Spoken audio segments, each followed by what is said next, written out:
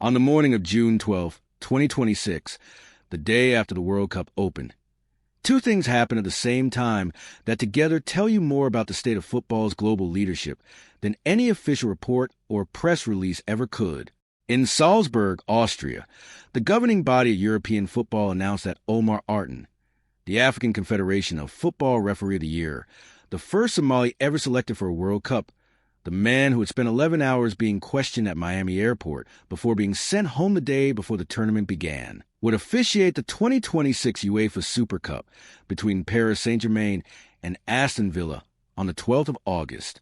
The first referee from the African continent ever appointed to lead a major UEFA final. Given the stage, he was denied by the World Cup host country, the stage that European football chose to offer him instead. And in Miami, when FIFA's president was asked about the situation and what the governing body of world football had done to resolve it, he told the people asking him to chill and relax. Chill and relax. Those were the words chosen by the president of FIFA when asked about the denial of entry of a World Cup official selected by his own organization, a man of 34 years old who had worked his entire career toward a moment that was taken from him at an airport on the morning of June 10th. Chill and relax. While UEFA's president was at the same time releasing a statement saying that football is made to connect people and that European football wanted to show its respect to Omar and his outstanding officiating skills.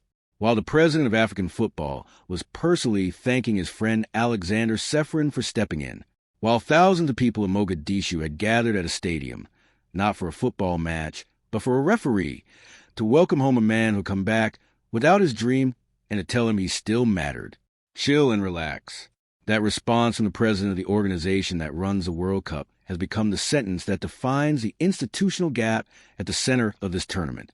The gap between what the governing body says it stands for and what it actually does when the values it proclaims are tested by a real situation involving a real person. FIFA selected Omar Artan. FIFA put his name on the officiating roster. FIFA promoted this tournament as the most inclusive in the competition's history. And when the host country's border agent spent 11 hours questioning its own selected official before turning him away, the president of FIFA told the people who noticed to chill and relax. So what really happened here? And why is Europe's response, immediate, specific, institutional, and deeply meaningful, landed with such force in the football world? Let's go through in full, because the story of Omar Artan and what followed is not a single episode. It is a sequence of events that began at Miami airport and ended, at least for now, with the most powerful statement any football governing body has made during this tournament, not in words, in an appointment. Artan arrived in Miami on June 6. He was 34 years old, born in Somalia. He has been on the FIFA International refereeing list since 2018. He officiated the second leg of the CAF Champions League final in the 2024-25 season. He was named CAF Men's Referee of the Year for 2025.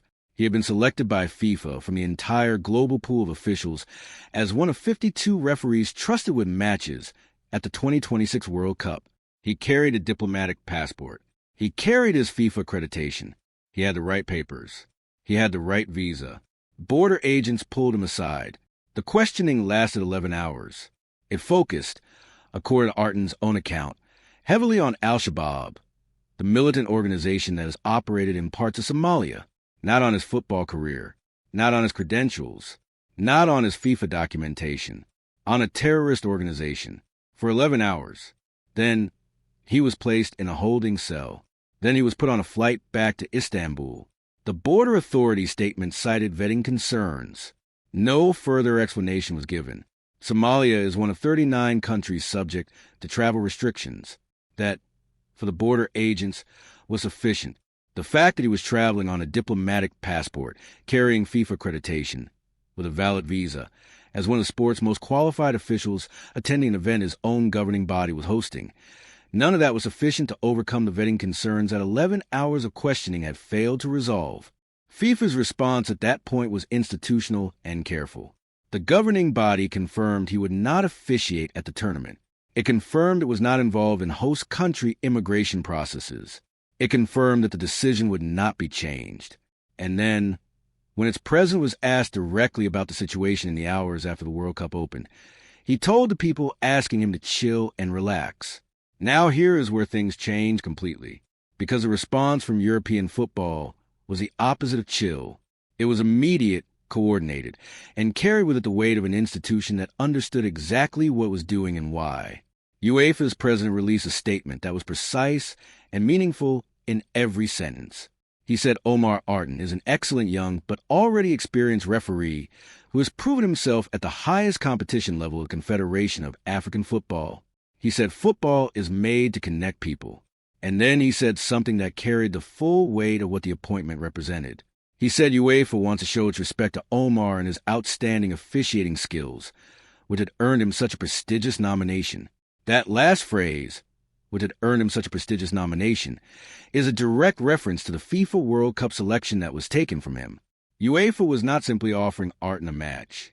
It was affirming, in the most public and institutional way available to it, that the judgment of those who selected him was correct, that the vetting concerns cited at Miami Airport were not football concerns, and that European football was prepared to say so by giving him the biggest stage it had available. The Super Cup between PSG and Aston Villa in Salzburg on the 12th of August is not a consolation prize.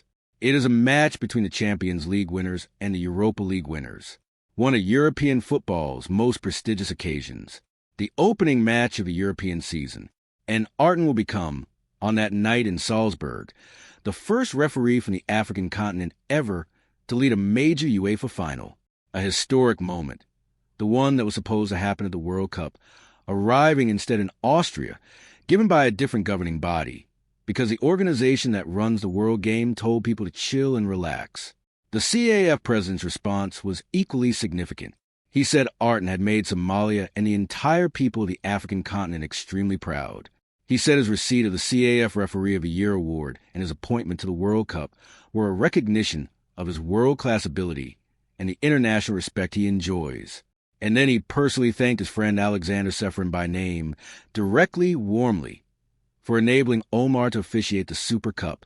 That personal acknowledgement from the president of African football to the president of European football, made in public, is a measure of what the gesture meant to the continent whose official had been turned away. Think about what this sequence of events reveals about the institutional landscape of football right now. FIFA runs a World Cup.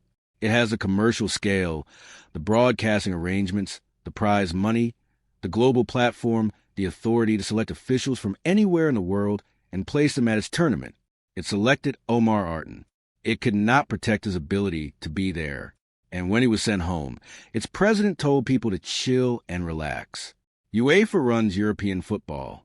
It has its own competitions, its own commercial relationships, its own authority over the officials who manage its matches. It does not run the World Cup. It has no authority over what happens at Miami Airport.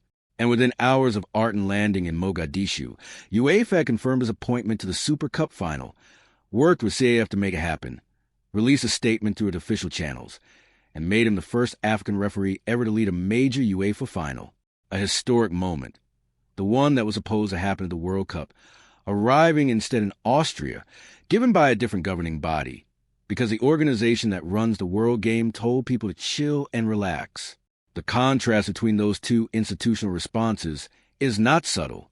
It is direct and deliberate and visible to everyone in world football, and it is the clearest expression yet of something that has been building around this tournament for months. The growing gap between what FIFA's president says about inclusivity and global football and what the governing body actually does when those values are tested in practice. The Artan episode is not the only expression of that gap. It arrives alongside Iran's accusation that FIFA revoked its entire supporter ticket allocation days before their first match. Alongside 14 Iranian officials denied visas to attend their team's matches. Alongside Bril Envelou's Swiss travel authorization flagged as under review 10 days before the tournament. Alongside an Iraqi striker held for 7 hours of phone inspection and a team photographer sent home. Alongside formal legal complaints from supporter organizations in Europe accusing FIFA of monopoly abuse in its ticketing practices. Alongside 8 UEFA delegates walking out of a FIFA Council meeting earlier this year. The pattern across all of these episodes is the same. a governing body that promoted this tournament as the most inclusive in history, that claimed 500 million ticket requests and a universal welcome. That said, everyone is welcome. Confronted by a series of specific, documented situations in which the gap between those words and the operational reality was impossible to close with a statement of commitment or a reference to its human rights framework. Here's the bigger issue. The UEFA appointment of Arton is not just a gesture. It is a statement about where institutional authority in football actually sits when the values the sport claims to hold are put under real pressure. FIFA is a governing body of world football. Its authority over the World Cup is absolute, but the authority to say what football actually believes, to act on the values the game claims to hold rather than simply stating them in press releases, that authority can be exercised by any institution with the will to exercise it. And on June 12, 2026, the day after the World Cup opened, UEFA exercised it in Salzburg, with a match between PSG and Aston Villa, and a referee from Somalia who had the right papers, the right visa, and 11 hours of questions he should never have been asked. What the European response around this World Cup has looked like in total. The boycott discussions across 20 federation heads, the formal legal complaints filed by supporter organizations, the 8 UEFA delegates who walked out of FIFA Council meeting earlier this year, and now the UEFA appointment of the official host country turned away, is not a single coordinated movement. It is multiple institutions in multiple countries reaching the same conclusion through different processes, that the management of this World Cup has not reflected the values it claimed, and that the institutions of football have an obligation to say so through the tools available to them. FIFA's president said chill and relax. UEFA's president said football is made to connect people. Those two statements, issued within hours of each other on the same day, are the summary of where this tournament's institutional story stands. And history, the record of what was said by whom and when, will decide which of them was right. What do you think? You've followed football through enough cycles to understand the difference between institutional gestures and institutional conviction. Does what UEFA did, the speed of it, the specificity of it, the personal acknowledgement from the CAF president, the appointment to a historic first, feel like genuine conviction? And does FIFA's response, not the statement about not being involved in immigration decisions, but the specific instruction to chill and relax, feel like the response of a governing body that understands what happened to Omar Arton? Omar Arton said it was fate and that he would attend the next World Cup. In August in Salzburg, he will walk out onto the pitch for the UEFA Super Cup as the first African referee ever to lead a major UEFA final. He will have gotten there the hard way. Through 11 hours in a corridor, a flight home, a stadium of thousands welcoming him back in Mogadishu, and a phone call from the president of European football, that is not the path anyone planned for him, but it is the path that is now his. And the institution that made it possible, quickly, publicly, and with genuine conviction, is not the one that runs a World Cup. If you found this worth your time, a like helps more than you would think. Subscribe if you enjoy thoughtful football coverage, and let me know your view in the comments. I read everyone. Football at this scale is never just a tournament. It is a moment in time. And what happened between Miami Airport and Salzburg, Austria, in the space of a week, is a moment that will not be forgotten.